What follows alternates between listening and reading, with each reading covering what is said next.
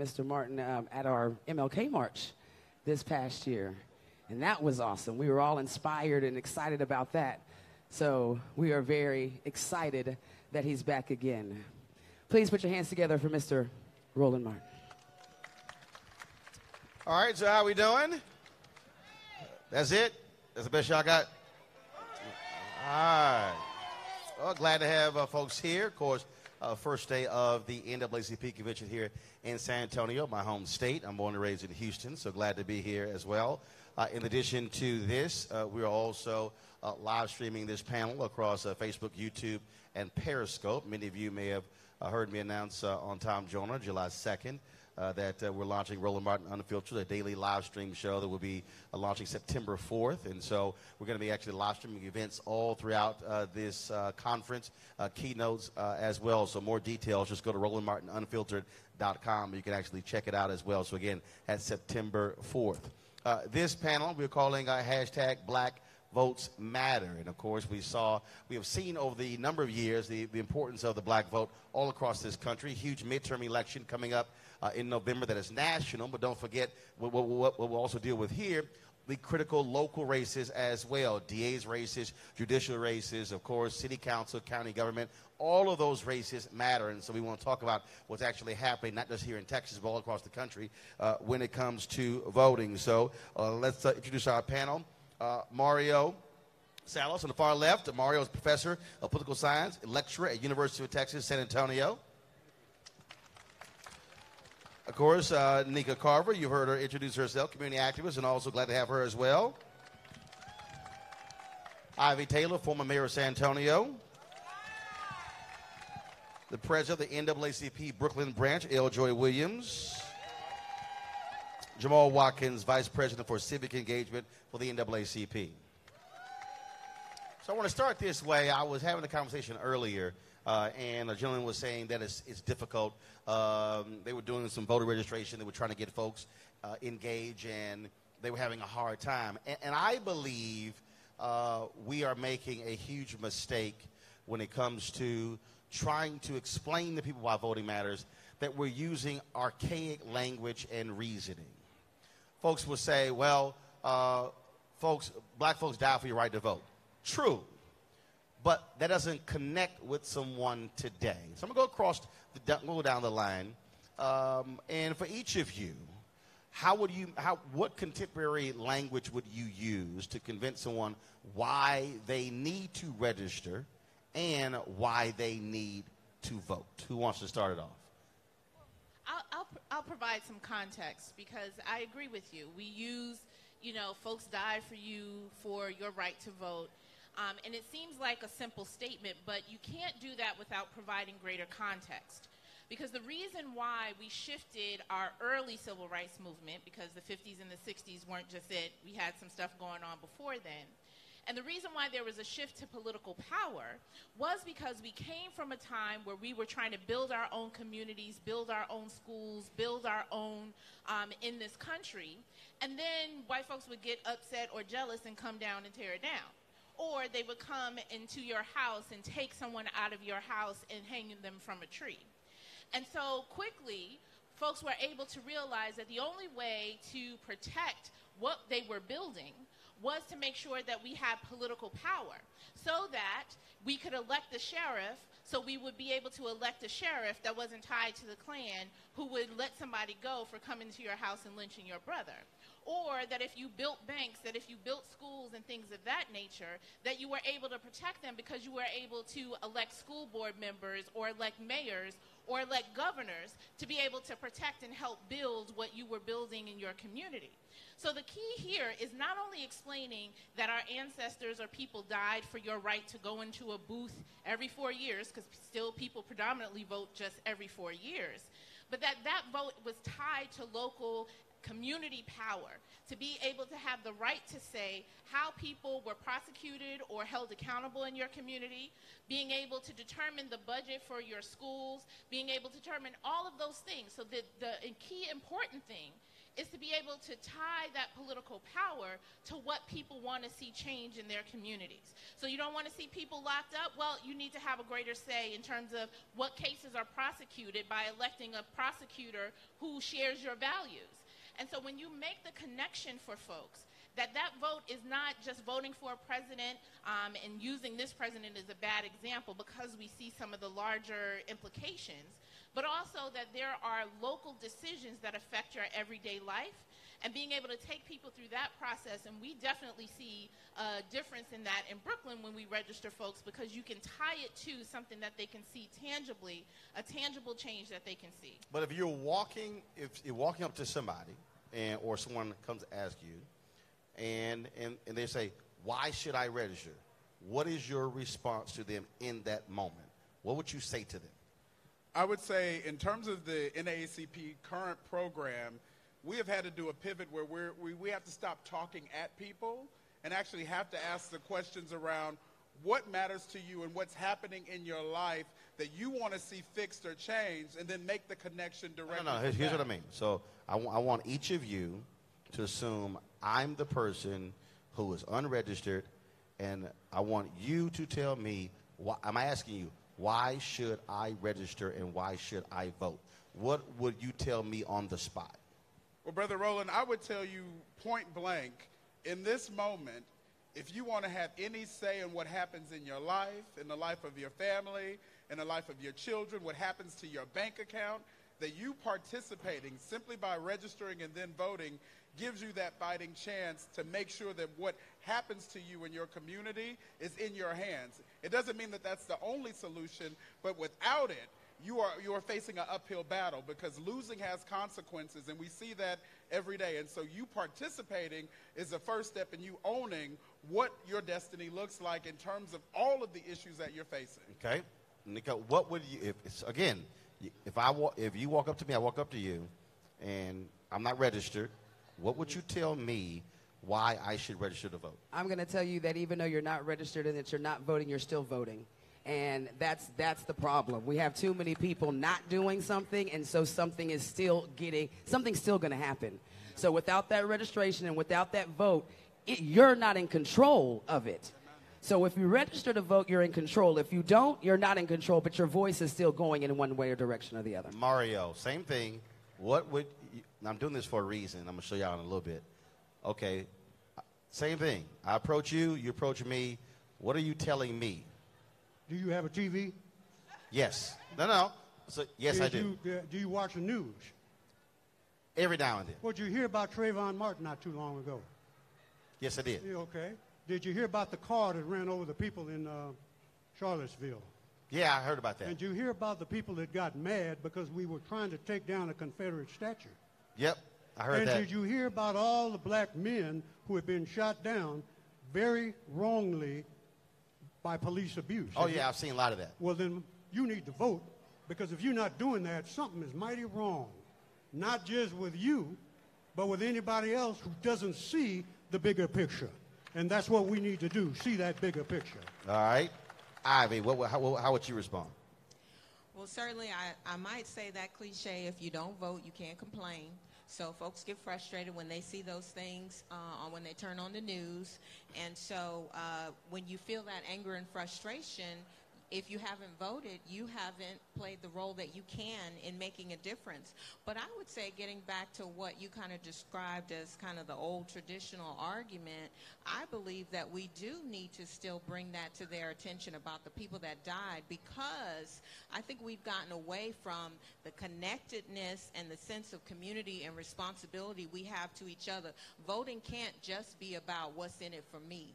Are you going to fix whatever in my neighborhood? Am I going to be able to send my kid to a program? Yes, hopefully that will happen, but we as a society are responsible to and connected to each other, and I believe that focusing on and reflecting on that history is important. So I would say, probably out of all the responses, Mario probably came the closest to how I believe we should approach this. So I'll use that example. So stand up. No, stay right there. So let's say I approach you, you approach me. This is how I believe we should be engaging folks. It all depends upon a person's age. So let's say you're a voter who's 19, 21, 24. You ask me, why should I vote? My response would be, because Trayvon can't. Because Tamir Rice can't. Because Philando Castile can't. Because Laquan McDonald can't. Those are black folks who were shot and killed by cops. They can't vote. But you can vote for the city manager who hires the police chief. You can vote for the district attorney who prosecutes that cop who killed him. They can't vote. That's why you should. That's 30 seconds. That's 30 seconds.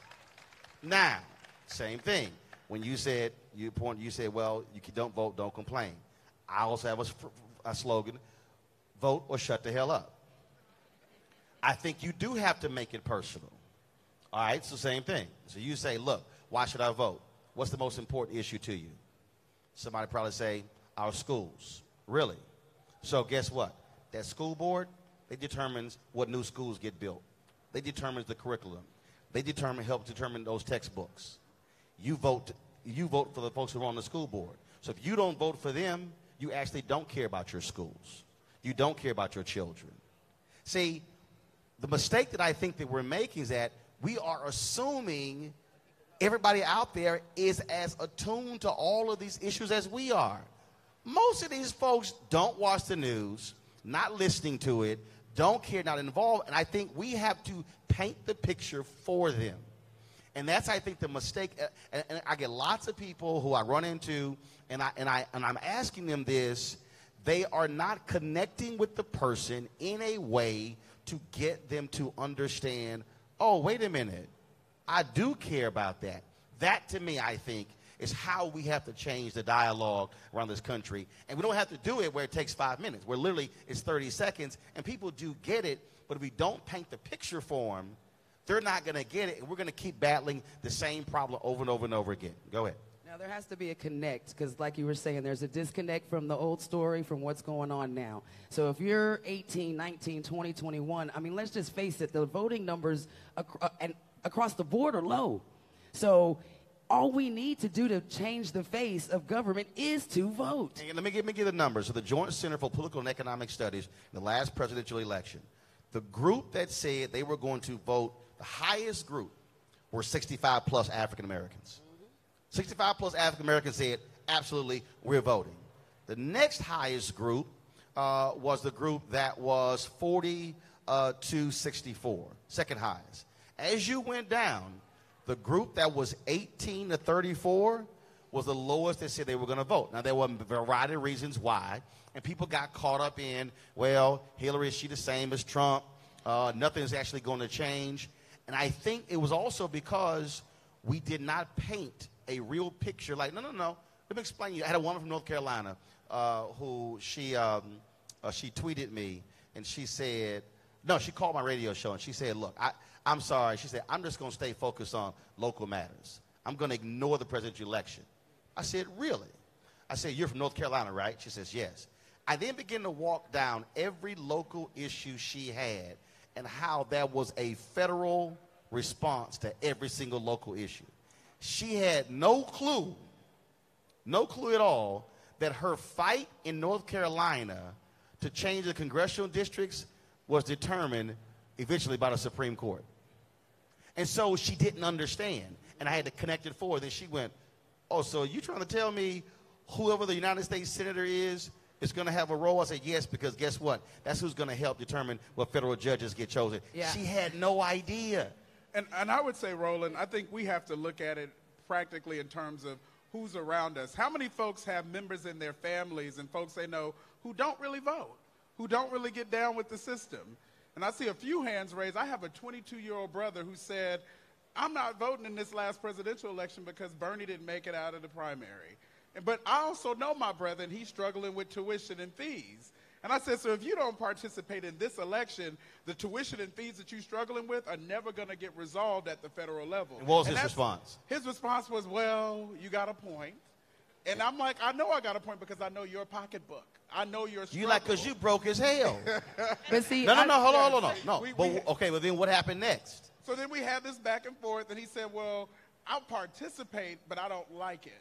And that was sort of where we ended the conversation. And because I can look in the van, we have a van, an ACP van, I was able to see that he actually participated. He voted. He voted the right way. But I knew that I had to speak to him about his issues and on his terms, even though he was pissed off at the end of the day that Bernie didn't make it out of the primary.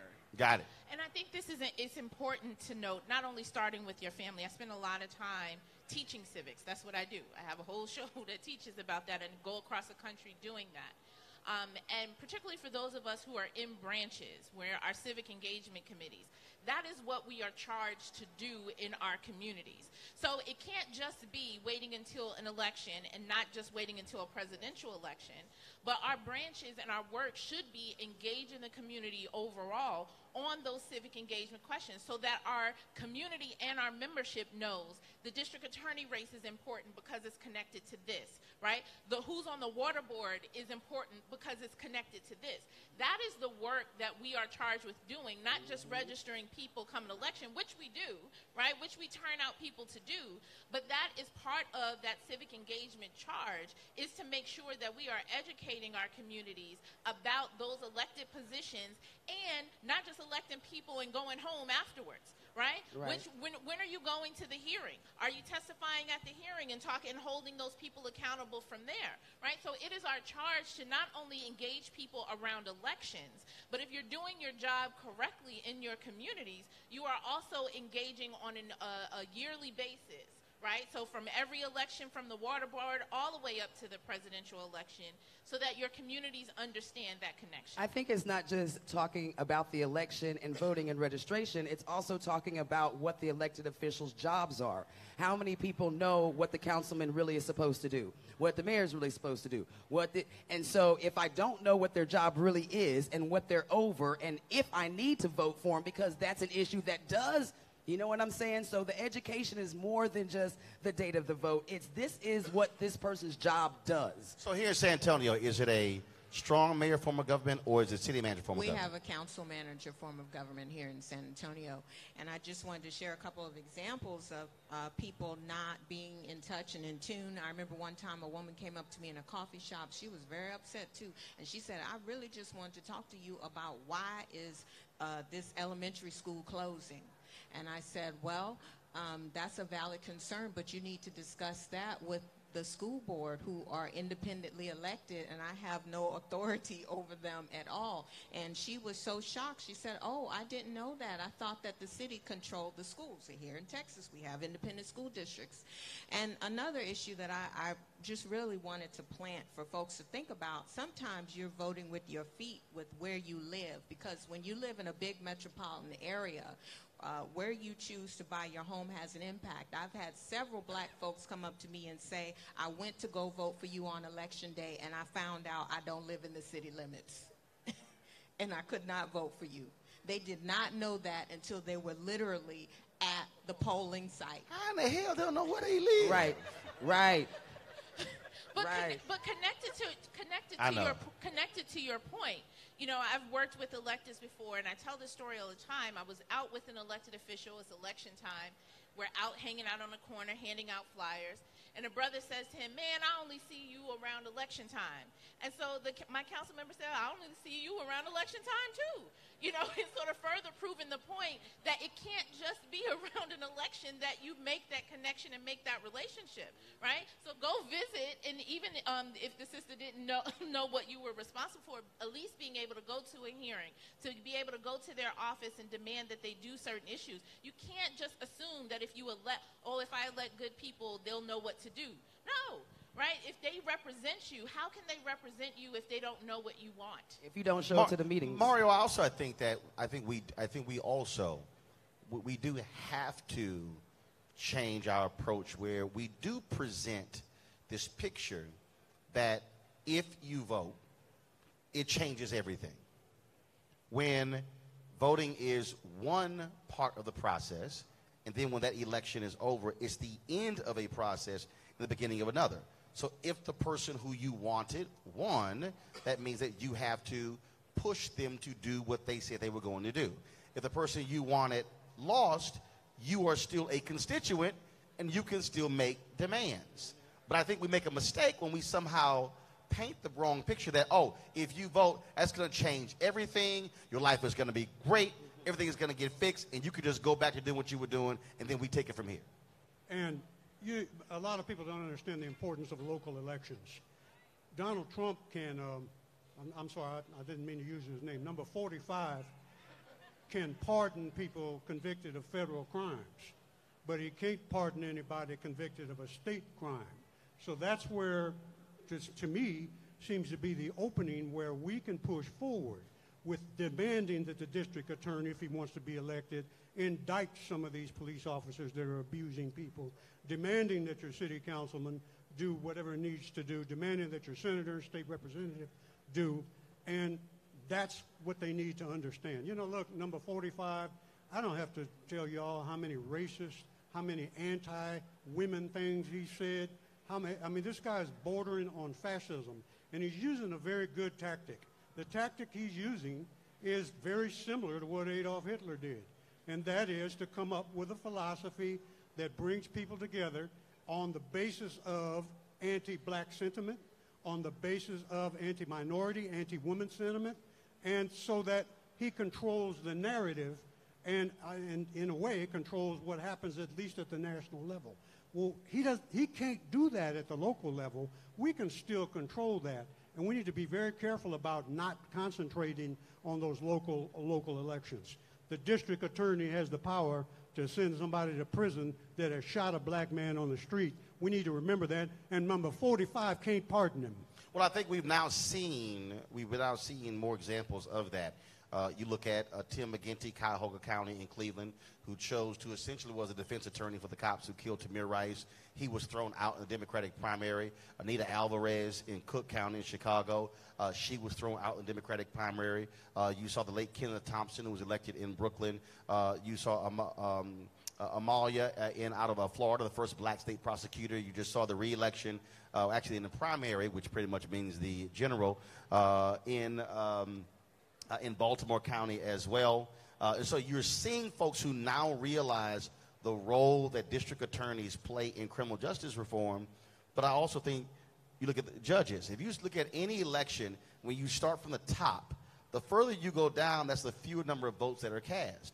And so here we are talking about criminal justice reform, and we literally are not voting for judges. Right. And so people are complaining to a mayor or a member of Congress, but it's those judges who are sentencing folks. And how it's many those people DAs are looking up who judges? are prosecuting. And so I think now people are finally realizing, those are critical races. So if you care about criminal justice reform, you better pay attention to who's running for district attorney and who's running for judicial positions. And that's why it's important in terms of the work that we do, that civic education, right? To be able to make the connection for folks, what all of these positions do, and then dispelling the myth in our own community that the people we elect are rock stars. They are representatives. They are doing a job that you are paying for. That's right. Right? And so we have to stop treating them like when they cut, I know we do it all the time. They're going to come to the Freedom Fund dinner and they're going to sit down and everybody's going to stand up and we're going to treat them like, like all of that. But we don't do the other thing, which is bringing them to the carpet and saying, okay, your term is almost up. What did you do? What did you accomplish doing this in terms of being able to? So we have to do both, both things. And then we have to do a better job of in our households starting there, because if we can just start there with the civic education and making the connection within our communities. Listen, I used to have a policy before I got married. I didn't date anybody who didn't vote. I didn't date anybody who vote.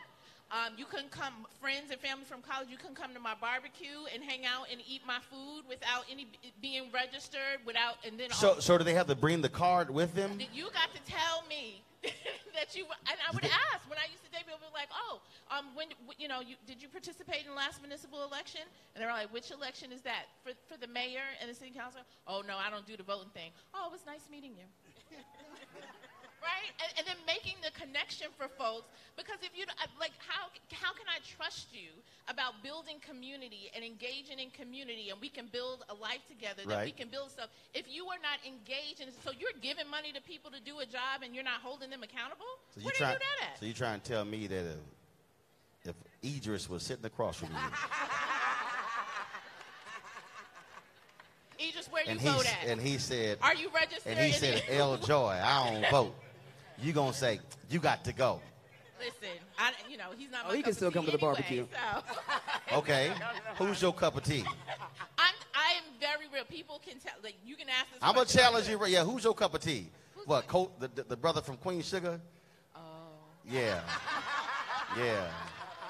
Yeah. His ass don't vote. He ain't leaving. See, there is a voting limit. That's when you go convince him to vote, right? But you ain't going to tell him to leave. Oh, you got a weak point, L. Joy. Don't front. Don't front. The point I am making is that we have to, and we do this all the time, where we'll do enough in terms of going out and telling what everybody else outside of our family and our communities need to do. And making that civic education, I recognized, and this is, way before this election cycle, that a lot of the organizing I've done, and I've done for the last 20 or something years, is that people don't understand that connection. And so I do it not only within the branch, but then I have my own show, sort of simply talking about civics, right? To make that connection for folks, what each individual position does, and then how it impacts your life and having that larger conversation. We have to do that. We cannot rely on our schools to do it. We complain a lot about what schools ain't doing. But some of that stuff is our responsibility. Why doesn't your child know that, as soon as I'm, eligible, I'm registered? My girlfriend, Glenda Carr from Higher Heights, talks about this all the time. When she became of age, her mother and her grandmother took her and went to register. They gave her a pair of earrings and took her to register to vote. Right? So this has to become a part of our regular dialogue. But also, I think we have to challenge folks on ignorance. Let me just go ahead and call somebody out. I'm on my Facebook page right now. And Henry, zoom in. Henry, zoom in to me right now. So Ron Raheem Davis puts this on my Facebook page. Until the Democrats do better and stop pandering to every race other than black, I will be on the sidelines. Now, here's what's so stupid about that comment. Ron, first of all, most local elections are nonpartisan. Most local elections are not Democrat versus Republican. That's also silly because the reality is you are still a constituent, and so you better be in the game. See, to me, these are the kind of nonsensical comments that I get all the time. Well, unless this changes, I'm going to sit out. Well, you can say unless America change their spending policies, you still going to pay your taxes, or you going to go to prison. Could I jump in on that Go ahead. for a minute, because I think maybe Ron Raheem Davis. Get it together. Speaking as a former elected official, for those who do vote in the local elections, a lot of times they use that kind of what they hear about the national partisan elections. Right.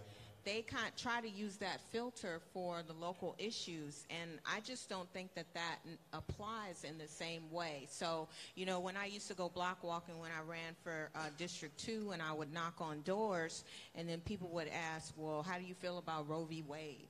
And it's like, well, okay, I have a personal opinion on that, but when I sit on that dais at City Council, I'm not going to be doing anything in relation to that. I'm going to be focused on economic development and fixing potholes. So I just think it's unreasonable expectation for folks to, but I have to say that the reason why they come from that perspective is because most of the information and what they see in the media related to elections and voting focuses on the national elections and a hyper-partisan environment. But if you are going to be an informed person voting at the local municipal level, you need to focus on your local issues. You can't take all of that stuff and try and apply it at the local level, because it just may not work, and it may mean that you put someone in office that has a whole lot to say about federal issues but does not have the ability to do anything locally to actually make your life better. But let's also deal with the reality of barriers that are being presented. And that is, so for instance, here in Texas, you've had on 5 separate occasions federal judges say the Texas voter ID law was discriminatory. The Obama administration stood with the plaintiffs, of course. The Trump administration, they chose to fall in line with the state of Texas. You've seen gerrymandering take place as well. And then when people even hear that phrase, not realizing that who you elect to the state legislature determines who draws all of those lines. And so, again, we sort of see this thing happening over and over and over again. How are you dealing with the barriers that are being put in the way for folks to vote, such as voter ID? Because you can complain about it, but if it's going to be the law, then you still have to deal with that while somebody else is also fighting in the courts. How are you dealing with the barriers to keep folks from voting? I would say that there's, first and foremost, we have to challenge the system as is. If you work 2 jobs and you got to drop your kids off, why is it that you pass 10 to 15 polling places but then got to drive back to a polling place that's near your house when you should be able to vote anywhere in your city or your county? And so from the NAACP perspective, we're pushing the envelope to say that we're challenging the existing laws because they were created by somebody to keep folks from actually having access. So we're filing lawsuits and we're educating the community, but at the end of the day, a lot of these laws don't make sense. If it's to make it easier for folks who are qualified to vote, then why do we have these barriers in the first place? And so we're having real conversations with community members so that folks are actually saying, why do I have to have a birth certificate in order to vote, but I don't need that to go and get my food stamps? Well, we know why there's barriers. So we start to think about that Right. thing. It's like, how do you challenge the infrastructure in a way so that the system is dismantled so that it's easier for us to participate? Well, I personally follow the model that Septima Clark and others did, right, during the 30s all the way up to the modern civil rights in the citizenship schools that they did. So at the same time that we're challenging in the courts and challenging in the state legislature to change those laws and change those procedures, at the same time, Septima Clark and others like her were saying, while those laws are on the books, I'm going to teach you how to pass the That's Precisely. right. the citizenship Precisely. test. I'm going to make sure you know how to do, whatever article of the Constitution so you can get registered. Right. So it has to be both, right? It has to be, and there are groups out there that are helping people, get whatever identification and other things that they need to do, because I can't wait until Right. the laws are changed. I need to make sure that you have your Gotta do right to vote something right now. beforehand, and then we can elect people to change those laws or challenge it in the court. I We think- have to follow that example of doing both. I think that there needs to be more action. There's just a lot of excuses going on. And these excuses don't happen when Black Panther hits the theater or when the basketball or NBA comes in town. There's no excuses of why paycheck didn't come in, but you still got those new clothes. I don't have enough money, but I'm still got them tickets to the party. There's no excuses. But we talk about community development, uplifting, uprising, spending our $1 trillion that we spend every year with us. We got excuses. Stop it. Let's just drop it and do what's right. At some point, we got to do that. We should never write off the power of protest. It's time, in my opinion, that we get back to the streets because that's what changes things. We can register people to vote. We can also protest. Without an active, mobilized voice in the street, you're not going to mobilize the voters. You're not going to register people to vote in the numbers you need to register them at. So we need to get back to the streets and not just set up a kiosk with a voter registration card, but we need to get back in the street, protest those people who are doing us wrong, and move that movement forward. We need another strong movement to move this nation forward. And by the way, how many of y'all are not from Texas? Oh, my God. Well, everything is bigger in Texas, including the lion and the white supremacy. But to his point about the protest piece, and I'm in media. I've studied movements. I've studied organizing, and I'm always pushing folks when they come on my shows to do this. Like for me, I just fundamentally believe having a gathering, even if it's a protest, and then there's no data collection is a waste of time. It's a waste of time. Because if you call people together, that automatically means they care about the issue. But if you aren't capturing the information while they are there, then when it's time for them to show up to a council hearing, you can't reach nobody because you didn't do data collection. And so I cannot tell you how many civil rights leaders I've cussed out who've had events And I'll go, so how are you collecting data? What's your text number? How are you capturing emails? How are you capturing social media accounts? And look at me like I'm crazy, and I'm going, okay, I'm going to talk about you come Monday. But that was, look, one of the powerful, I'll tell you, one of the powerful, and look, they already are doing it. We talked about it beforehand. And I'll give a shout out to Janae Ingram. She's one of the co-leaders of the Women's March. She's here. Janae, wave. When, y'all, okay, see, I don't want to cuss nobody out, but let me say this again. Okay, y'all do know when they had the Women's March, that was the largest mass gathering in American history. One of the 4 co-organizers is sitting right here. That's my girl. Okay, let me say that again. Okay, 'cause I see a whole bunch of black women who are sitting here, and if you say one of the 4 co-organizers is sitting in your midst, you might want to have a different reaction than that tepid response. That's all I'm saying. Somebody get her my card.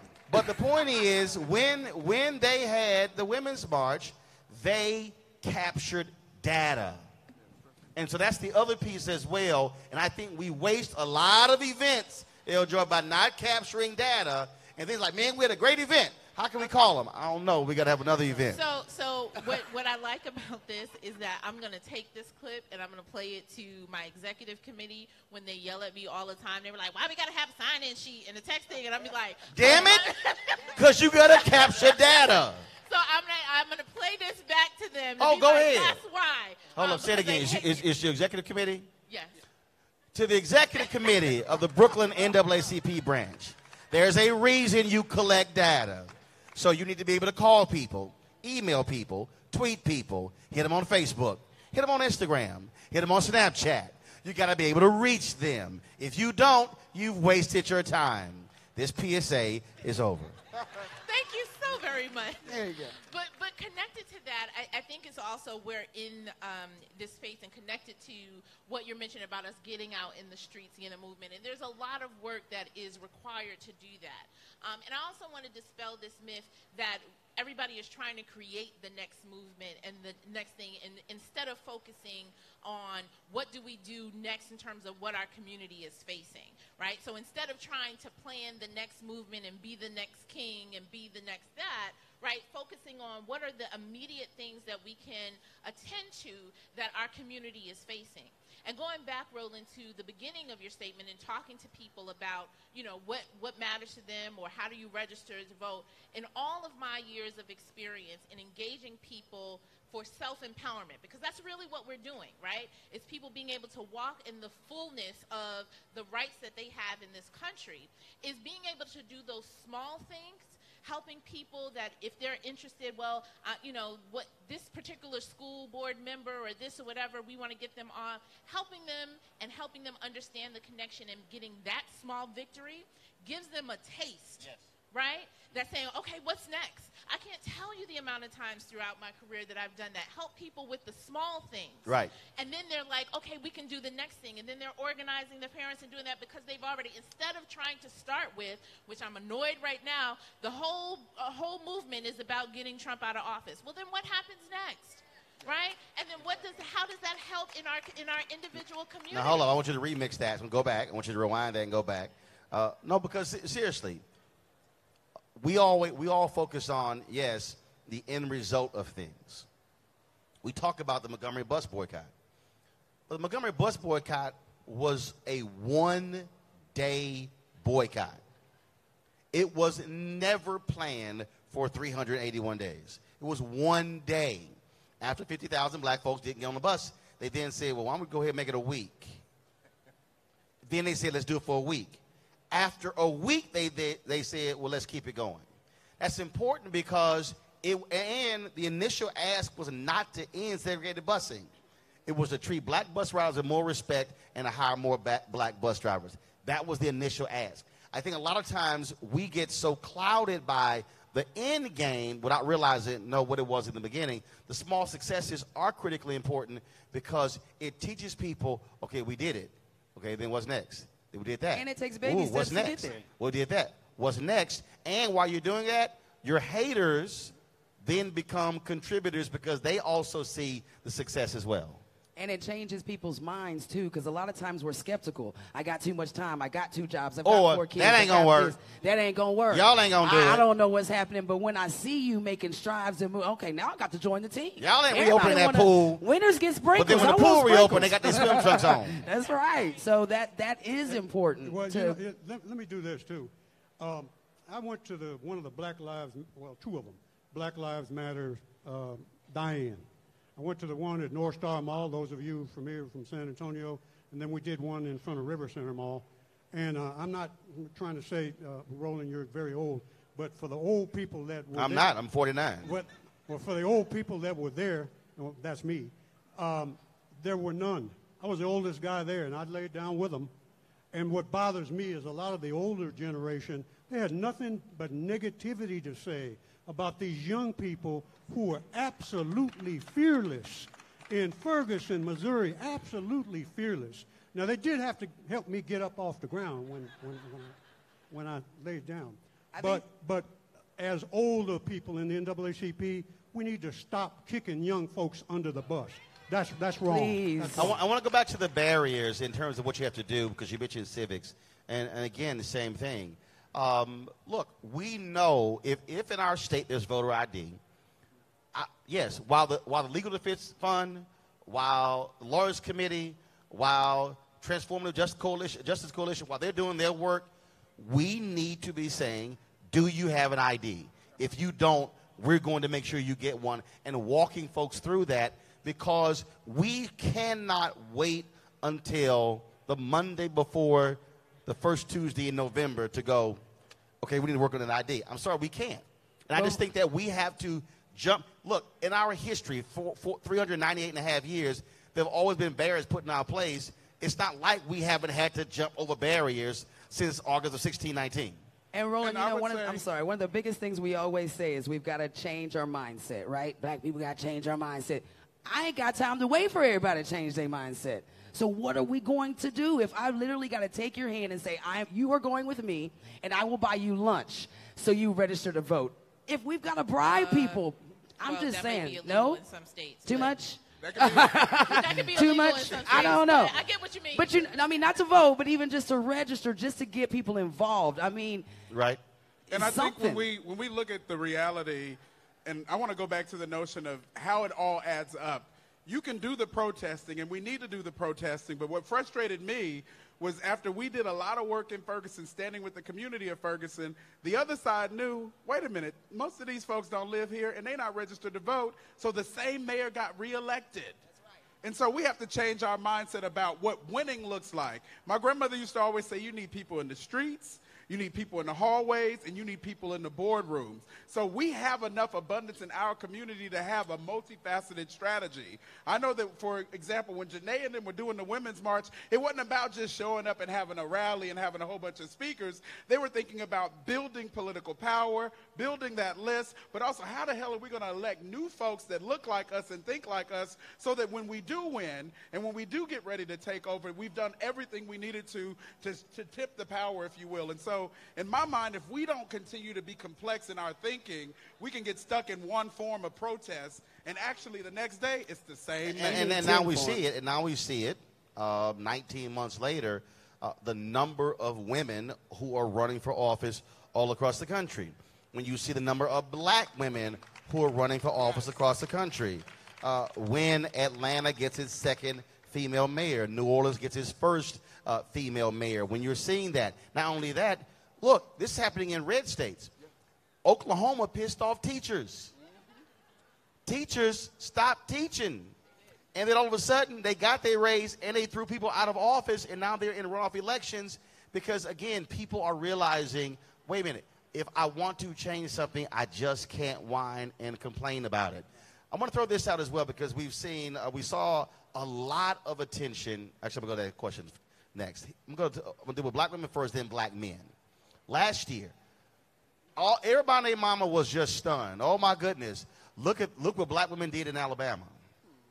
But here's the point that I kept making. All of those media outlets would not put a single one of those sisters on air before the election. Now, I did. And I can tell you, Dewana, Latasha, roles, I go down the line, that's also part of the deal. We can't get caught in somebody else's hype when they call us after the election is over to go, man, how did you do it, if they don't want to put you on before the election. I just want to let y'all know that. But what we're seeing, though, is we're seeing a significant amount of tension targeting in terms of what black women are doing. But if you look at the polling data where it comes to black men, you don't have the same level of engagement. Panel's thoughts about that? Uh-oh, y'all like... I'm looking at you. You even need to talk to your people. That's y'all men, right? Sisters making it happen. I mean, I got black women thoughts. But, y'all talk on other stuff. Y'all can talk on that one, too, now. Don't clam up all of a sudden. Well, look, you know, there's no doubt in being the founding chairman of Higher Heights, which focuses on engaging black women politically all across the board. And that's just not those big elections, but of the smaller elections and investing in black women before. And to your point, we were investing in black women before. Now everybody's trying to call us and be like, how do you do it? It's like you actually just engage people. Like it's not a voodoo spell. Just engage black women on the issues, right? And it's also important that you dispel the myth that black women political engagement was just because of Obama. Stop people in their tracks when they try to do that. Right. Because black women's political engagement has been trending upwards since before he even went into the Senate in Illinois. Yep. Right? So it's been trending upwards for that. So make sure you push back on people for that. I do it all the time. Right. But there is a tie for as much as people talk about, and we're the new hot thing now in terms of black women in the political conversation.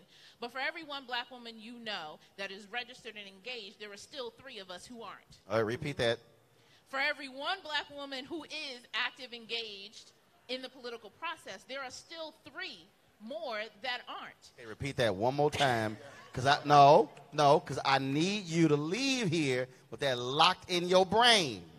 For every one black woman that is active and engaged, there are still 3 of our sisters who are not.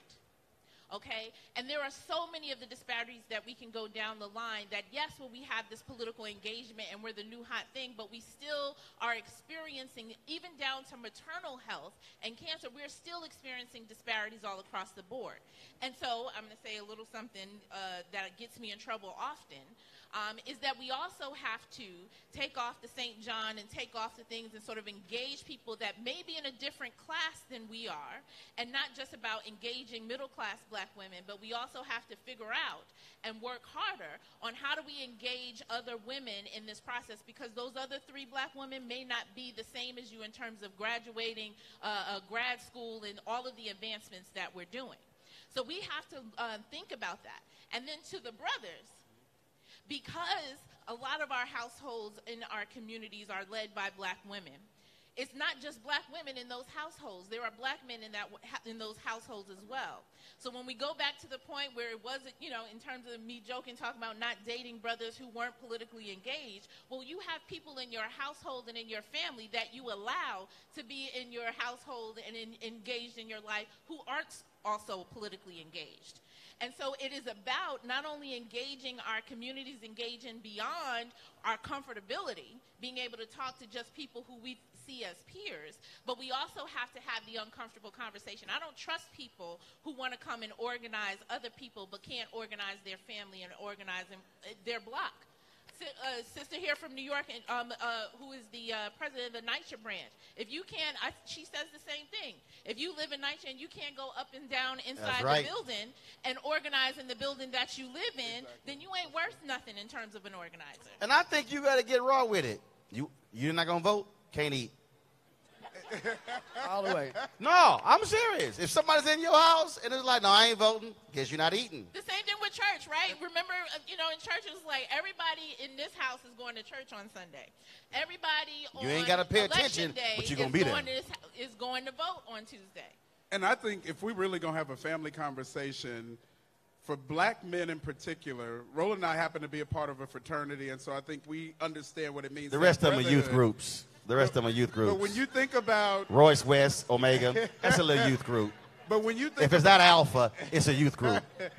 But if we really gonna speak truth to power, there's a lot of black men who are hurting, a lot of black men who are struggling, A lot of black men who are caught up in a mentality that ain't benefiting our community. And until we pivot to have a movement similar to what we see in the Women's March, a movement similar to what we see with high rights, until we get back to the basics of reclaiming our black boys and our black families, we're not going to actually build the right kind of power. And I know some folks are looking at me like, oh yeah, we've heard that before, but until we get our house in order and make sure that our men are being men and doing what they're supposed to do, both in the ballot box but in the family, so that L-Joy and folks like L-Joy don't have to say, yeah, the household is being run by women, it should be a balance. We're not going to get to where we need to be. Right, and it has to, and I think it also has to be explicit. It has to be, and I'll give you a perfect example in terms of how this plays out. And I understand why campaigns do what they do, but when I look at Hillary Clinton's campaign, so she had mothers of the movement traveling around the country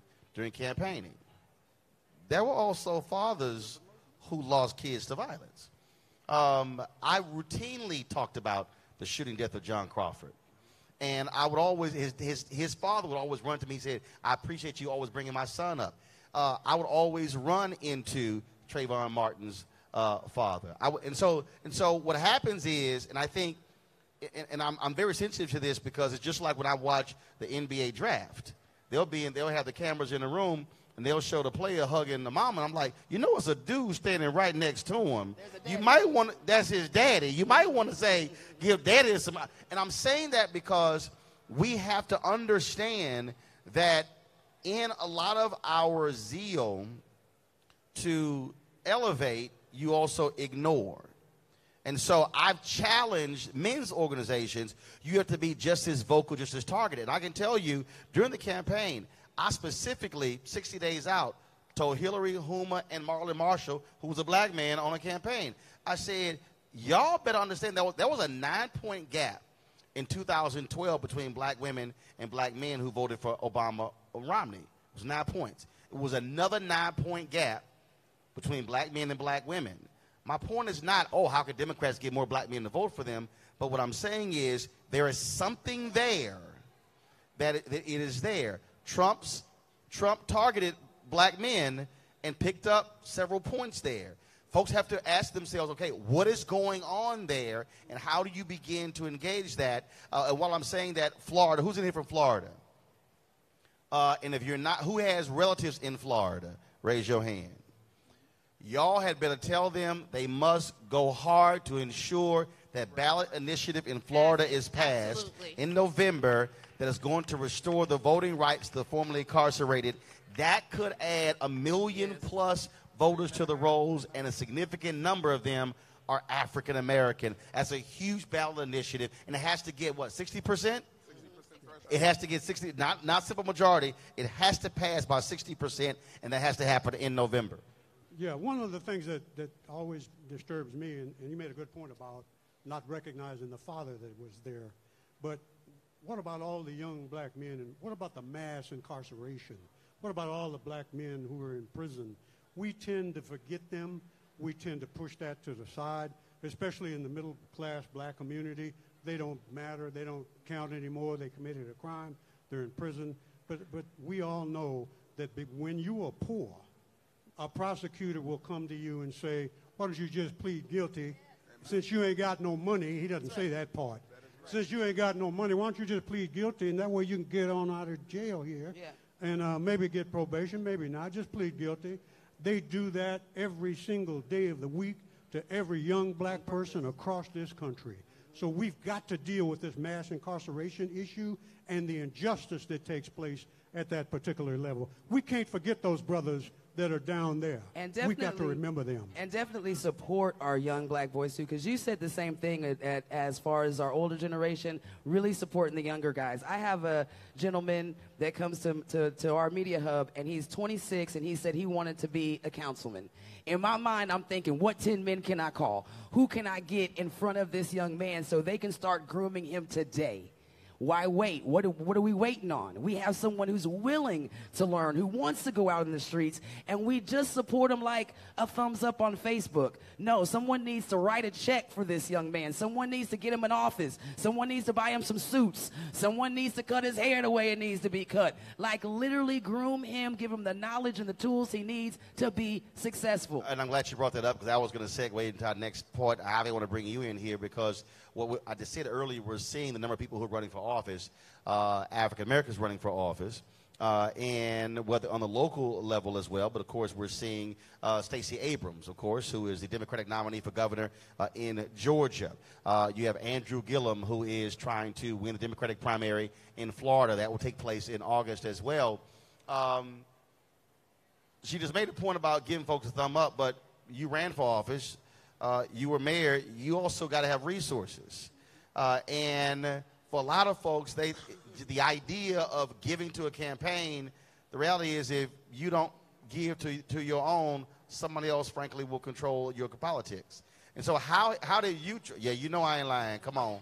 Come on, you now you get. Come on, you can. All right. I'm gonna keep it real. I'm trying to get African Americans to understand that we can't just say I'm praying for you. You're right. I need you to tithe too. Right. Right. Ask the collection You plate. are right about that. In the African American community, we, in general, haven't grown up thinking about giving money to political campaigns. A lot of us tithe, or we may have a particular nonprofit or our HBCU alma mater we might write a check to. But the idea of writing a check to a campaign is very foreign to us. And I had some bad interactions with people who were very close to me, where, you know, one member of the household said, oh, I'll write you a check. And another person said, oh, we can't afford that. When I know, you know, they likely can. So we need to get past that because, yes, I had to raise, you know, $1 million to run for mayor. And the checks that came from African Americans, while I appreciated them, they were generally $50, $100. We have campaign contribution limits in San Antonio where an individual can't give more than $1,000. Right. And so when I would go to have fundraisers on certain sides of town, people would write checks for $500, $1,000. They get the husband and wife, and then you can give $2,000. So, yes, we have to start putting our money where our mouths are because a lot of times good candidates can't get the financial support. Now, I do beg to differ, maybe because our campaign contribution limits. There's no way you can tell me I'm beholden to somebody because they gave me $500, okay? I know some politicians. If you want me to do a roll call, Ivy, I can. Okay, well, that I know some folks sitting in prison right now because they took $3,000. I'm like, you lost your mind. And some free tickets. I'm just letting y'all know, if I ever go to prison for accepting a bribery, I took about $10 million. Absolutely. And they can't find 5. And when I get out in 5, I'm going to have that $5 million. I'm just saying. Okay. And I would just say, when it comes to giving money, we have to support the institutions that are actually generating resources for candidates. How many of y'all know about the Collective PAC? 1, 2, about Higher 3, 4, 5. Higher Heights. Okay, You hold on, can't be stop. in Hold on, politics. stop. Hold on. Hold on. I was about to say First of all, what is Collective PAC? So Collective PAC was started by 2 phenomenal young folks, Quentin James, Stephanie Brown James. It actually drives resources to elect black candidates by investing directly in the candidates, but also doing trainings, media, and really lifting up the narrative of black candidates. And you can go online right now on your phone and give $5, $10, $15, and the money gets siphoned to folks like Stacey Abrams, like Andrew Gilliam. It actually So creates whoever that a PAC pathway. endorses, that's what they give to. Explain to people what Higher Heights is. Higher Heights for America focuses on engaging black women at all levels of political engagement. So that's investing financially in black women candidates to make sure, and not just Stacey Abrams, even though she's one of our endorsed candidates, but talking about also in Congress or your mayor's race and things like that that don't get a lot of investment in candidates. And then we do additionally the trainings and do Sisters of Watch, so people that are coming along the bench so we can support them all across the way. And we talk a lot about, you know, to like when we were talking about, I pay tithes in church, right? I'm a church kid, I'm a PK, right? And so we see your church I cloth. was just going to say that. I saw her I earlier. got you I saw her right earlier. there. She brought a prayer cloth for the panel. Right? When So- you might sit in the pulpit, you better have your prayer cloth. I saw it earlier. I wasn't going to say nothing, but I just did. So I tithe. Even when I travel, and I travel a lot through summer, I make sure I mail back my tithes. But I also have a political tithing that I do, where I pick not only in my local community the assembly and senate and council members, but also across the country of black women to support, to send checks to. And I have a policy. If you call me, you're running for office, you call me and you talk to me about your race and when our policies align, I will write you a check. And we have to think about that. And don't think that people ain't got no money, because there is a whole, and this story hasn't been elevated as Right. much. There are a whole bunch of black folks that wrote Obama checks, and it wasn't just your grandma writing $5 checks every month. There were some black folks writing $5,000 and $10,000 checks to support that. And so we have it, and we have to make sure to change our mindset to invest in We it. know we have it. Wait. See, I bought. Now, you did all of that, all that explaining, and you ain't tell nobody where to go to give to Higher Heights. HigherHeightsForAmerica.org. HigherHeightsForAmerica.org. See, hold up. See, she spent all that time in church, and she did not learn how they raise money in church. Higher Heights for America, HI, is always appropriate to raise money. No, I was going to say to break out envelopes, because I have envelopes. You always, Higher Heights, HIGHER, for America. Is it FOR, the number 4? You got, come on, you gonna act like you've been in church. You a PK kid? Girl, I know you can raise money. I grew up Catholic and know how to raise money. What's wrong with you? But that is it, and here's the piece. If you can only give $10, fine. When Bernie Sanders ran, his average was $27. $27. Again, I mean, I think we have to understand that, look, it is a reality. Signs, bumper stickers, all of those things, posters, all of that stuff costs money, and too many of our candidates are hamstrung because they don't have the resources. But why is it that we literally have this conversation when it's already in black and white ink that we spend over $1 trillion? Black people spend over $1 trillion a year, so we know we got the money. We also have different situations like a movie or something where that movie makes $1 billion or millions of dollars, and all we spent was $8. Well, but or 12. Well, but here's why. And so the reality is this here. If you take 243 years of slavery, 1619 to 1863, and then, of course, you go through 10 to 12 years of Reconstruction, and then you go through 92 years of Jim Crow, it really wasn't until the passage of the Voting Rights Act that you had a significant number of African Americans who were elected. Sure, you had folks who were in Chicago. You had other folks who were elected just around the country. But you're in massive numbers. It did not happen until after 1965. Right. Hatcher in Gary, Indiana, Stokes in Cleveland, Coleman Young in Detroit, Marion Barry in D.C. Mayor Jackson was the first black mayor of Atlanta. That's 1973. Yeah. And so if you say 1973, this is now 2018, you're only talking about a period that's less than 50 years. So the reality is we do what we know. And so part of the piece there is that if you're talking about less than 50 years, you're talking at most 2 generations where it has become even customary for you to even see a black person running for office. And so that's a part of it. And so I think a lot of times we have to stop assuming we know when we don't. When Obama ran, that was the first time in mass numbers black folks bundled money. Yeah. If you went to black folks and you said, I'm a bundler, the hell you bundling? Clothes, cable, internet, clothes. phone. Like what are you bundling? Yeah, hair. What you bundling? We didn't know. So again, we did do it for Jesse Jackson, but it wasn't called that during that. no, it was called pass the plate. It was it was like And a Reverend basket. Reverend Jackson actually got in trouble with the FEC because when he went to churches and they passed the plate, you have to account for every dollar. Exactly. And So they were we like, truly- "Well, this cash come from?" So So we truly don't realize that we have. No, so what El Joy said earlier is vital. We have to go back to literally what black folks did for decades. We had freedom schools that were teaching civics, that were walking people through. Shout out to the late Dorothy Cotton. She recently died. Dorothy Cotton was not arguably, because she was one of the most important person in SCLC because you couldn't go through the Southern Christian Leadership Conference unless you went through her citizenship classes. If you didn't go through her classes, you could not work in SCLC. I interviewed her I think it was her last sit-down interview in February. If you go to YouTube, you'll see the whole interview. But her book is amazing as well. We have to get back to that.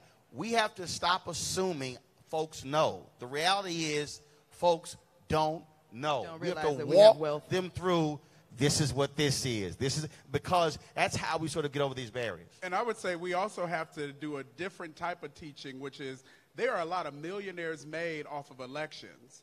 So when you think about it, you can elect a black mayor, but who did their communication strategy? That's right. That's not a lot of black folks who have their own comms firms, and we're investing in that way. So how do we rewrite the narrative so that folks know I can actually have a career off of doing this or that? And so when we add in that to the bundle, it's not just about who we elect, but who's actually driving the process of getting them elected. And that's another way to get folks involved. You can have a career doing this work every year and not ever be the elected official. So I think if we don't actually own that space as well, then we're missing part of how we build our political power. Now, this is nonpartisan. I'm going to say this because they get the lion's share of black votes.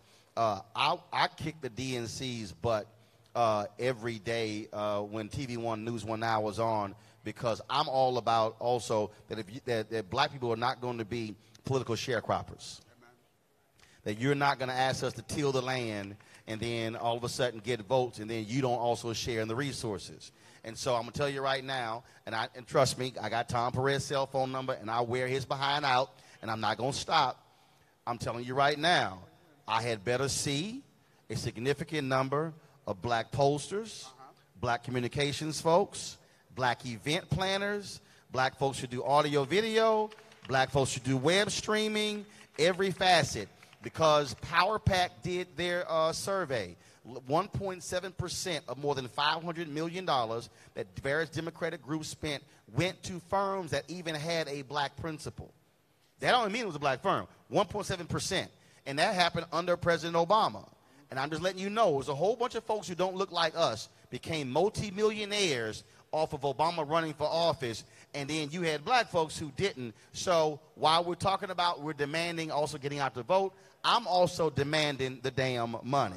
Right. To that point, and to that point, Roland, so I was, for those of you who do pay attention in terms of that news cycle, I was one of the black women that signed that letter to Tom Perez and sort of had that meeting with him talking about. And also, she way in the back. She trying to hide. I don't I know why she hiding. I was going to shout her. I don't know why she hiding back there. So, yeah, give a shout out to Melody Campbell, Black Women's Roundtable. Yeah, I see you back there. I was getting ready to call her out, You think I ain't seen you 20 minutes ago?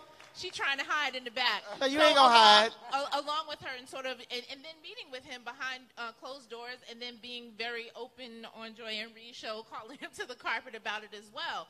And to your point, that's my professional career. I own a political consulting firm and do all of that work as well. And it wasn't just about, give me a contract, but it's basically about if you are going to rely on our votes, then you have to engage in people. You can't keep hiring white boys in khakis to come in our community and tell us how you ought to be engaged in the community. But also, you can hire black people to talk to non-black people. Exactly.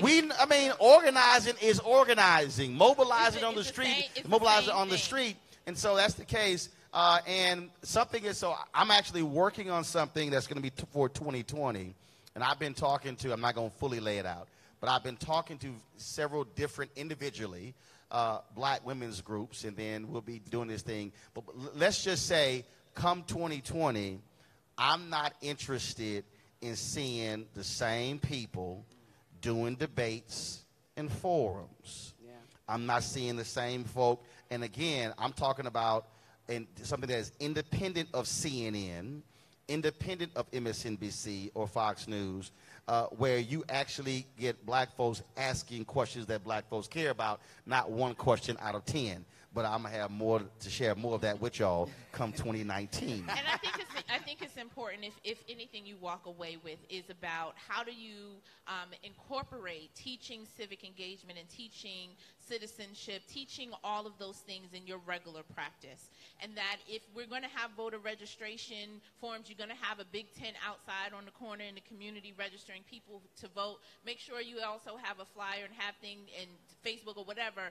And those using your Facebook, the next gen folks, I have them. If you're using your phone to do Snapchat videos and think, hey, next gen, and doing all of that, then you can do 30-second civics videos and classes. I have my show, Sunday Civics, that's all we do. Is talking about civics. What does a city council person do? What is their role? What does the water board do? What is their role? What is the controller who signs their check? Many of our folks work for city and state governments, and they see that name that signs their check, but they don't know actually what else that they do. So here's some homework for folks, because this also happens, because you said about the person came up to you and who thought you were running the schools. There's some black people who think that the black councilman represents them. No, they swear the black member of Congress like, no, they might be living in a Republican congressional district. This is also vital, and if a couple of you can speak to this, understand that you are still a constituent. It doesn't matter if you are a Democrat and your member of Congress is a Republican. If you live in Texas, both of your United States senators are Republicans, you are still a constituent. I think we have to also begin to teach folks that, look, just because you might disagree with them 1,000%, you need to be in their face, giving them hell and saying, I am your constituent. You still represent me. That's when you need to be at the meetings more, to me, when it's the opposite of the way you think or the way you feel. Let me go to these meetings to see what's going on, because they're not going to put it on the main news feed in the headline. It's going to be on the little scrolling stuff, or you got to click this link to figure out what law was passed or what we discussed. So you need to be in those areas to figure out what's going on to make those votes. It's so important. And when we do go to neighborhood associations and meetings and certain things like that, guess what? We are one or two people in the room. And that has to change. How many, excuse me. How many of you all think or are pretty sure that this election coming up in November is probably just as important as when we voted Obama in? Every election is more important than the last one. Right. Yeah. This coming up is so important. You've got to get everybody you possibly can to make that message known. And then when we get to 2020, maybe we'll have a greater chance of winning. And you're absolutely right about don't write that Republican guy off. Call him, get in his face, and don't stop calling. Keep calling him. Tie his phone up. Everybody in here ought to go call their Republican. An example, sitting right here, State Senator Royce West here of Texas. There are only 2 African-American state senators in Texas out of 31. You ain't represented by him and Boris Miles. And so I'm serious, because I think when it comes to education, when it comes to any of these issues, I think for a lot of people they say, well, oh, man, he or she is a Republican, or I didn't vote for him, I'll see you in 4 years. No, your deal is you are a constituent. When Loretta Lynch, when the Senate was when they were holding up the vote, Melody and all these other black women, they kept going, having marches on the Capitol Hill, and I was trying to tell these men's group, where in the hell are y'all? So me, Jamal Bryant, Jeff Johnson, we said, fine. We just hit the word out. And so we took more than 100 men to Capitol Hill. Now, first of all, if y'all want to see cops react to 100 black men lined up walking on Capitol Hill, I'm like, really? Where all y'all come from? Because they want to know where all y'all come from. But the thing about that is what we did was we went to Senator John Cornyn's office. I'm a Texan, so when I walked in, I said, I'm a constituent. We went to Thad Cochran's office from Mississippi. And so we went to his office. I said, who's from Mississippi? The brother said, I am. I said, you come to the front of the line. So we went to the office. He was requesting a meeting as a constituent, and he was like, they with me. And but understand, Thad Cochran, about 90 years old, I don't think he even know we were there. But when we talked to him, I said, let me make it clear. You only got reelected because black people voted in the Republican primary against the Tea Party guy. And I said to Thad Cochran, you owe black people. I said, so we fully expect you to vote for Loretta Lynch. And he's like, well, you know, I've made my mind up. I'm not going to reveal it till I vote. I said, let me say this again. We expect you to vote for Loretta Lynch, and if you don't, we will be back. Right. Now, you know he voted for Loretta Lynch. But my point is, many of those brothers had never, ever interfaced with an elected official in their life. And that's the important part in talking about empowering people, talking about them being a constituent, right? When I talk to people and help them realize that they contribute to that person's check, number one. I remember talking to a brother on the street you're talking about, and I was like, well, you pay, you know, you help pay his salary. He was like, nah, he's a city employee. I was like, boo. Like, where do you think that money comes from? Right? And so being able to do that, and then talking about that you have the right, whether you voted for them or not, whether you're a Democrat or Republican and they're on the other side, to say, I am a constituent. And speaking as someone who's worked for elected official, worked in City Hall, I remember working for members and somebody would be requesting a meeting, and they would say, I'm a constituent. And I'd be like, really? Hold on 1 second. And I go look it up. Look it up to prove, yes, it's a constituent that gets priority to meet with that assembly member, to meet with that senator versus somebody else. Ivy, I'm sure when that black person who didn't live in San Antonio came up to you, and that black person who did live in San Antonio, you listened to the black person who lived in San Antonio. Well, I listened to both of them. No, you didn't. You know doggone well you listened more intently to that person. The person who didn't live in San Antonio. But if you try to get them to move into the city. If I could take the conversation back for a minute, what I found during the 8 years I served in elected office is that some of my colleagues, they may listen to a constituent, but they listen to constituents who vote. Right. Okay, but I had some colleagues on the city council who direct funds to areas where it's a high voting district. Yeah. So, okay, being a constituent, that you do have entree, you do have the right to go and say something. But if you don't vote, then, you know, I mean, it does come back to that. When I was in office, I had a budget where I was able to communicate, and because it was limited, I targeted the communications to voters. And then I would have people come up to me kind of angry, and they said, well, I didn't get that newsletter. And in my mind, I'm thinking, well, that means you don't vote.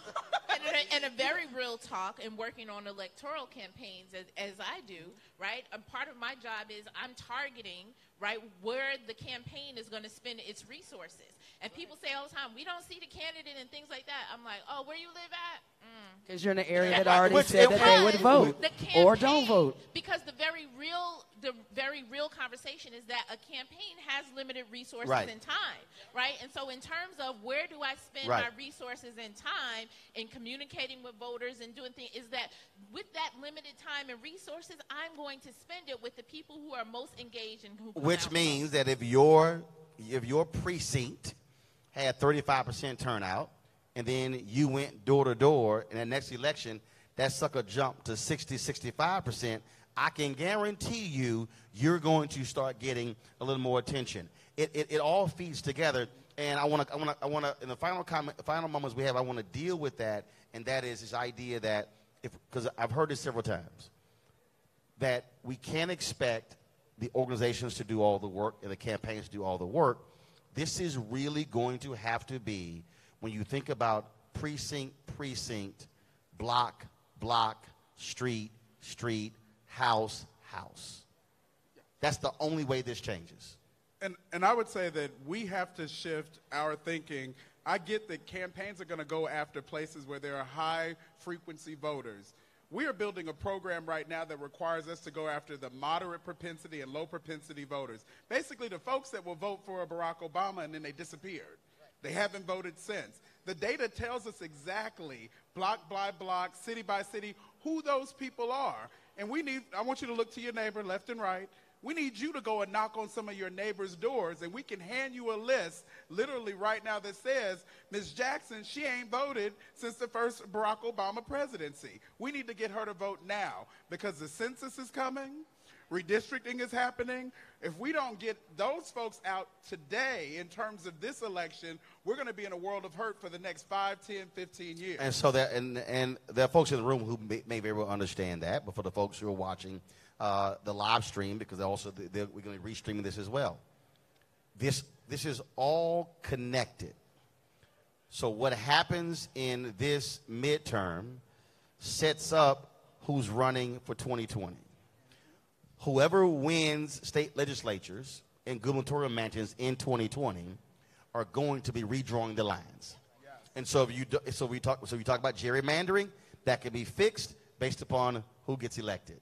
The census, that determines billions and billions of dollars, schools, infrastructure, you name it, how that's all even decided as well. And so a person who's going, yeah, I'll wait to 2020. No, 18 sets up 2020 because the very people who voted for Obama in 8, who did not return in 2010, that's when all of the voter suppression tactics came in, because Republicans took over more than half the state legislatures with supermajorities and began to pass voter suppression bills all across the country. That was after the 2010 midterms. Which is a repeat in terms of which has happened in the history of this country before. Every time African Americans are marginalized, black success, white backlash. In political, and particularly political power.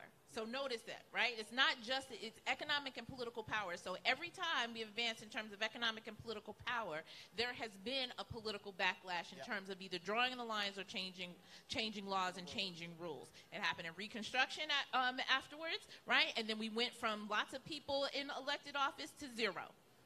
Right? And then we got more laws on the state level, and that's how we get Jim Crow.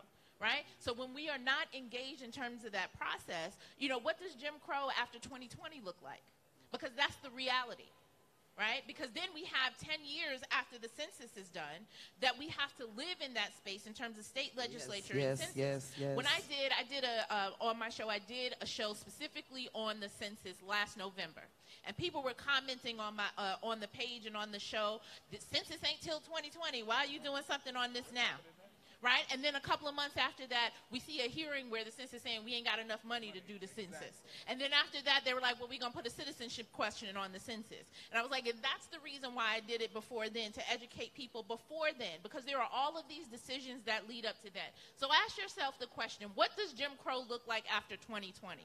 Because if you're not engaged in these elections to change our state legislatures, to change the governors leading up to that, to make sure that we have a difference in terms of who's in the White House and who is in the Senate and who is in the House of Representatives, that is what we have to look forward to, and you better be putting money under your mattress. And just remember that your jury folks that also are deciding whether your kid or your family member is getting 20 years in jail or 5 years in jail, those are registered voters. So if you're not registered to vote and you're not in there having a voice and looking like somebody who might be in a similar situation or whatever, we're losing a lot of people to long jail terms as well, because our juries don't look like the people who are being prosecuted. Thank you. I'm going to go down the line here with final comments. I will start with Ivy.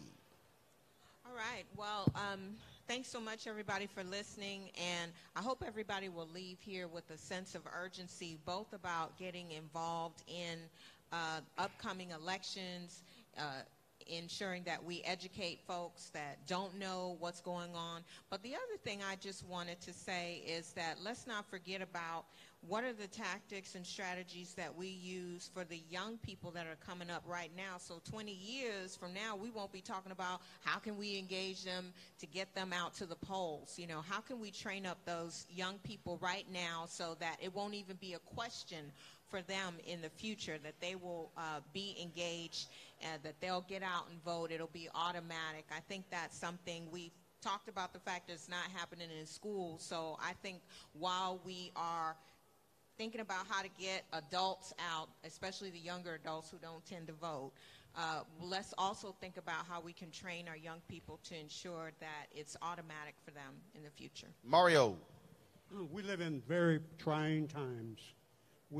Some of the stuff that people went through in the 50s and 60s, a lot of that's being repeated. We got to go through this again. And so it's very important that we get out the vote.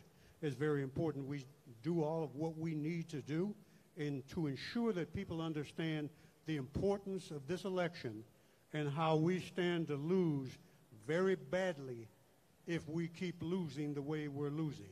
So I don't know what else to say. You've got to isolate these people. And when I say these people, I'm talking about racists. We've got to, America calling, isolate the racists, because they are threatening people with physical violence all across this country.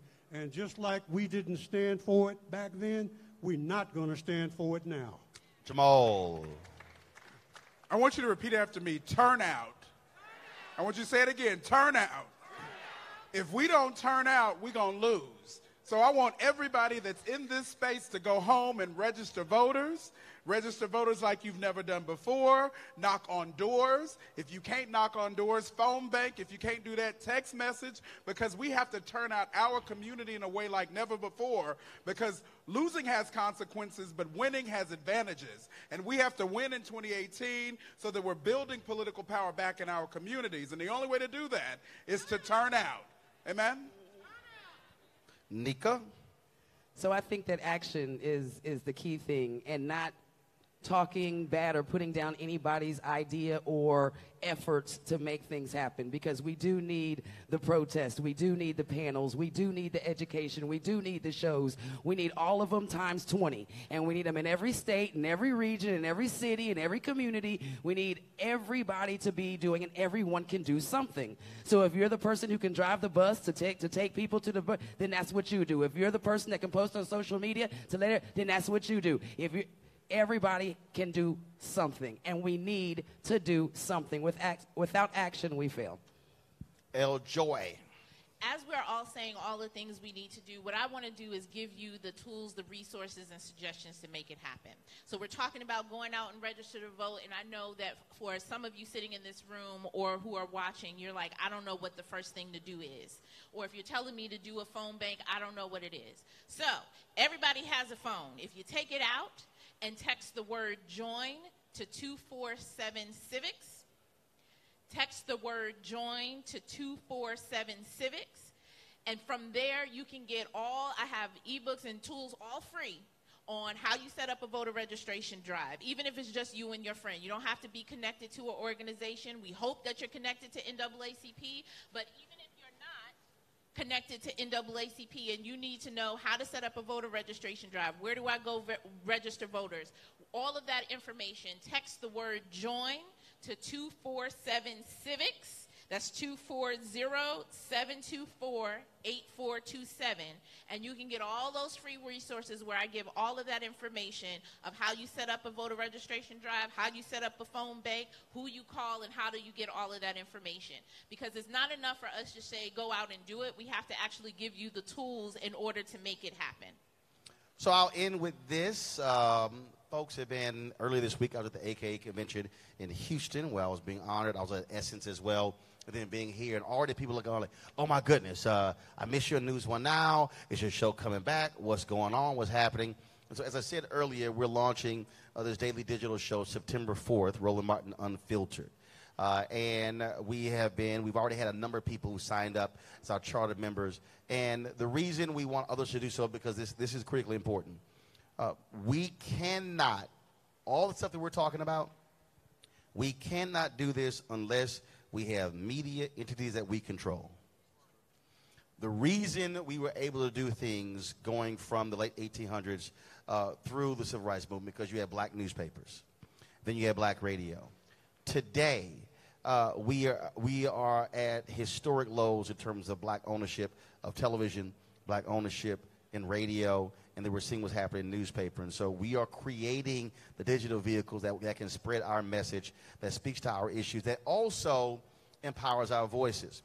I love it when people they come up to me and they tell me about the black folks they see on cable news, and then they always shock when I say, I know, because I was the first one to put them on TV. Yeah, right. Follow me here. If you don't have the platform, then we don't have the places for our voices to be able to get out. And so that's one of the reasons why when I got with the NAACP. And so not just this panel, but also events taking place tomorrow, Monday and Tuesday. We're going to be live streaming those events, because we can't keep asking mainstream media to tell our story. We can't keep asking them to somehow tell it from our perspective because that's not how they operate. And so we have to do it ourselves. The digital age allows us to do it. African Americans, through the Nielsen Consumer Research, we over-index on phones. We over-index on pads. We over-index with technology. We use social media at a higher rate than any other group. And so if that's the case, use it in a different way. Not for some of the craziness that we see with a lot of the stuff being sent all around, but let's use it to empower people. And so give the text number again, Eljoy. 24. Mike. 24. Lord have mercy. The PK kid. Text the word join to 240-724-8427. I'm going to say it slower. See, look at y'all. Which means y'all would not listen the first 5 times she said it. The number is 240. She didn't say it right? 724-8427. Text the word join to that number. Nika, you didn't tell people you're an activist how they can reach you. You didn't say Well, any of that. we actually have a media outlet here in San Antonio. We are Black radio and television streaming and all that good stuff. So And the One Media Hub, the One Radio, the OneMediaHub.com. Download our app at the One Media Hub. The one, spell it out. THA, the number 1, Media, HUB. See, they wasn't gonna get THA and the number 1. You're right. So You're spell it out right. again. THA, the number 1, Media, HUB. Mario, how do they reach you? Well, in terms of media, too, I'm the president of KROV Radio, which is a nonprofit radio station, black radio station. I write for the San Antonio Observer. And if I could, just a second, for the people that are not from Texas, I want to give you some advice. The Alamo, Santa Anna killed most of the slave owners in the Alamo with an all-black regiment. So when you go to the Alamo, you're not going to be told that story. All right, go ahead. I'm just saying he got those stories. All right. Ivy, how can folks reach you? Sure. If you'd like to reach me, please send me an email at ivyRstaylor@gmail.com. You can also frequently find me on the campus of Houston-Tillotson University, where I'm on the board of trustees. We didn't talk a lot about our HBCUs, but that's an excellent training ground for raising the next generation of engaged folks. I got her a show coming, too. If y'all want to see a Delta named Ivy, right there. Oh, Lord, Okay. it was not And then- fun when I was online. There are no I bet they Ivies on kill this you when line. you pledge. Damn Ivy. They were killing you. Jamal, how can folks reach you? NAACP.org. You are at our convention. There's an action right now on the Supreme Court. We're trying to stop the appointment of Anthony Kennedy's replacement. So while you're here, we need you to call your senator. And if you don't know your Senate number, if you go on our website, you can put in your actual zip code and we'll patch you through. You don't even got to look up the number. And in order to reach me, because this is my full-time job, I'm 95 days in, it's J.A. Watkins. I mean, he just got off probation. Right. Go ahead. J.A. Watkins at NAACPnet.org. And again, if you want to become one of our subscribers at Roland Martin Unfiltered, go to RolandMartinUnfiltered.com. Our goal is to get 20,000 folks to sign up before September 4th. So go there right now, and then we'd love to have you. And so we got some great stuff planned. And trust me, there's nothing like being unapologetically black and independent. Folks, thank you so very much. Give it up for our panelists, please. And we want y'all to enjoy the convention. And we're about to do the obligatory group photo, right? Like in Jet, photo we never going to see. All right, time to see the photo. All right, DJ, do what you do.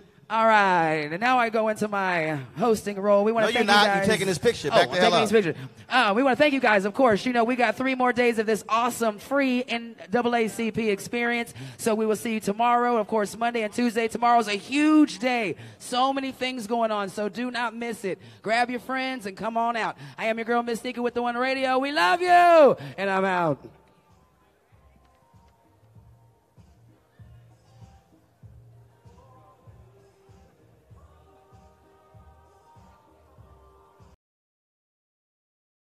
Matters.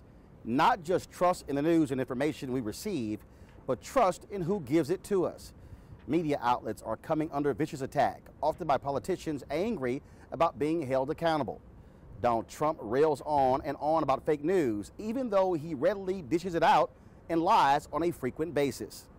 In addition, we watch and consume cable, broadcast, and digital news and see the appalling lack of diversity and inclusion, which easily shows up in the stories we don't hear about, stories we know matter. Personally, it has been tough to watch TV news over the last 6 months since the cancellation of my daily morning news show. Not because I'm not interested, but because of what isn't being discussed and who isn't being heard and what is happening and how it affects not just those on Main Street, but also on MLK Street. Last week, the political world was stunned when Alexandria Ocasio-Cortez, a 28-year-old first-time candidate, beat longtime Democratic incumbent Joe Crowley in the New York congressional primary. Her campaign was ignored by traditional media outlets who just assumed the powerful Crowley would coast to victory. That's simply media laziness and taking the public for granted. We see that all too often. We saw it last year when traditional news outlets rushed to interview black women who hit the ground hard to elect Doug Jones to the U.S. Senate in Alabama. But how many of those same outlets would have interviewed those sisters before the election? They were struggling to have their voices heard and getting their message out to raise money to fund their endeavors on the ground. Now, I talked to them on the Tom Joyner Morning Show and TV One, but here we are today, just a few months out from the midterm elections. And where will DeWanna Thompsons and Adriana Shropshires and Latasha Browns and Stephanie James and Melanie Campbells and Rosa Clementes, where will they go to raise their voices before the election? What about the awesome work being done by many of our civil rights groups like the NAACP Legal Defense Fund and Lawyers Committee for Civil Rights Under Law? We need to hear from them daily regarding the vital work they are doing to counter the shameful efforts to deny us the right to vote. They're filing critical lawsuits. Unfortunately, they don't get as much media attention. Reverend Dr. William Barber and others are picking up the mantle of Dr. King and the Poor People's Campaign, and mainstream media is essentially ignoring the massive mobilization and direct actions nationwide.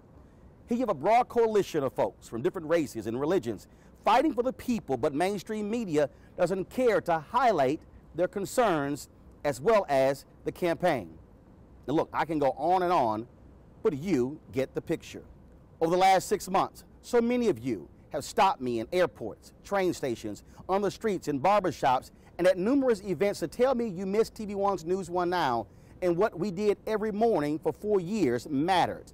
I've had millennials, Gen Xers, baby boomers, preachers, teachers, CEOs, entertainers, sports figures, men and women, some in tears, tell me how much they learn each day and how vital it was to start their mornings with news and information for us and by us. That's why I'm proud, excited, and humbled today to announce that on September 4th, I will launch a daily digital show that will give a voice to the voiceless and speak truth to power on the issues of the day. This is Roland Martin, Unfiltered. He's got it. Whatever the biz, he's on it. Whatever it is, he's got the scoop, the fact, the find. And when it breaks, he's right on time. And it's rolling. Best believe he's knowing. Putting it down from sports to news to politics. With entertainment just for kicks, he's rolling. It's on go, y'all. It's Roland Martin, rolling with Roland now. He's funky, he's fresh, he's real, the best, you know he's Roland Martin now.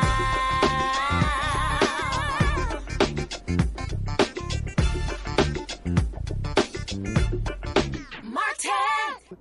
Pretty cool, huh?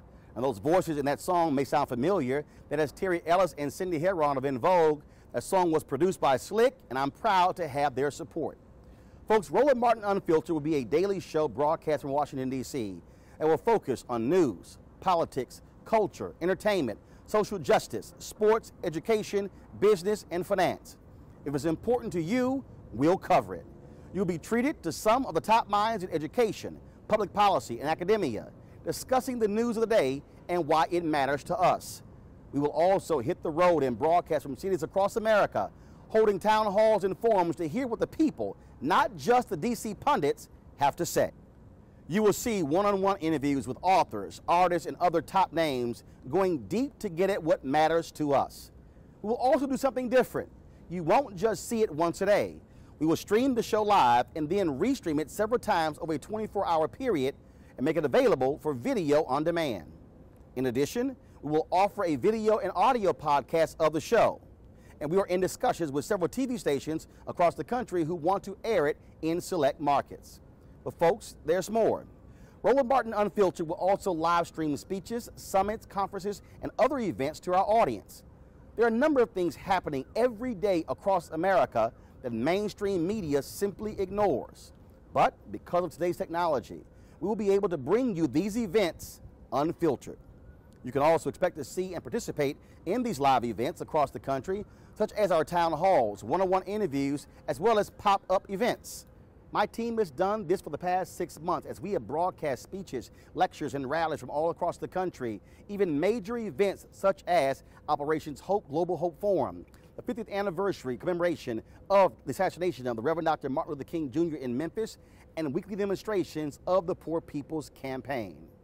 In July, we will broadcast live from Essence Festival in New Orleans, the NAACP National Convention in San Antonio, as well as the Jeffrey Osborne Celebrity Classic in Connecticut. Folks, this will truly be a digital experience like no other. And the great thing about Roland Martin Unfiltered, everything will be interactive. You will get to comment in real time and share your thoughts and views. And in fact, we will incorporate your videos as you talk about what is happening, the news of the day. Roland Martin Unfiltered, folks, this isn't just about me, it's also about you. This is why we want this to be powered by the people.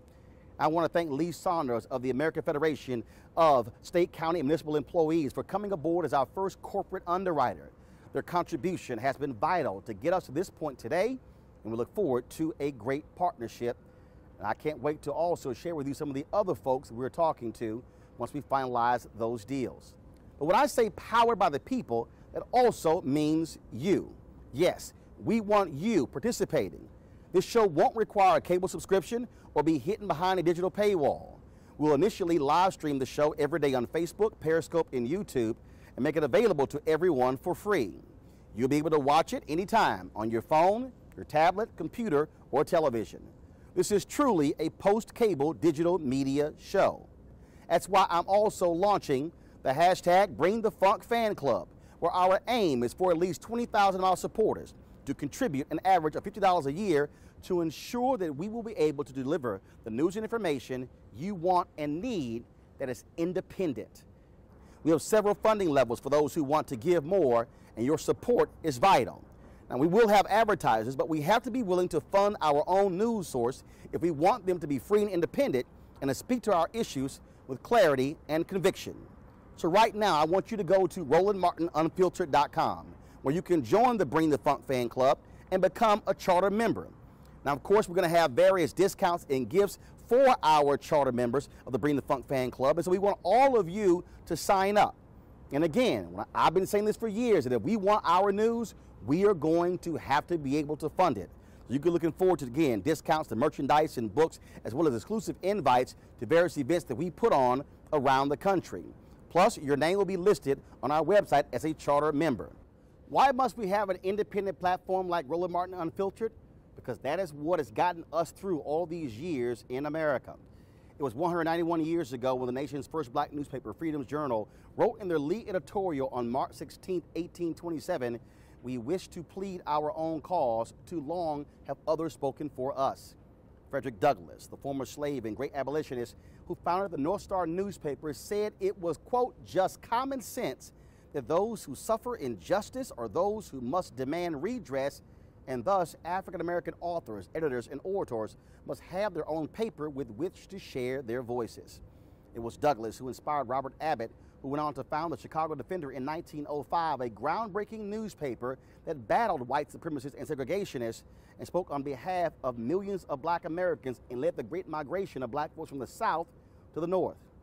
It was the great Ida B. Wells Barnett who used the power of her pen to fight against lynching, even as she faced mobs who wanted her killed.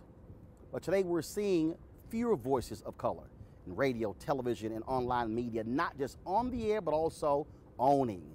Here we stand 25 years away from the nation being a majority people of color in 2043, and we're still depending on someone else to tell our story. That, folks, can never happen. We must always be in control of our narrative. Now is the time for us to speak truth to power. Now is the time for us to control our narrative and have a voice that represents our interests and our concerns. Now is the time to fight against fake news and the folks who wish to do our community harm. I want you to go to RolandMartinUnfiltered.com for more details to become a charter member of the Bring the Funk Fan Club.